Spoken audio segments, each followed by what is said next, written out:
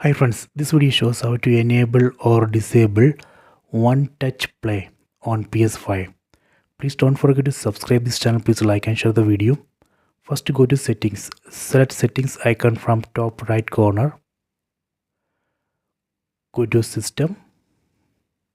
Under system select HDMI. Then select enable one touch play. You can see right now one touch play has been disabled. I am going to enable this feature, one touch play. Done. After this we can turn on both PS5 and TV together, so that way we can save time. Read that message. If you turn on your PS5, the connected device will also turn on and switch its input to the PS5. So this is very useful feature. You can try this.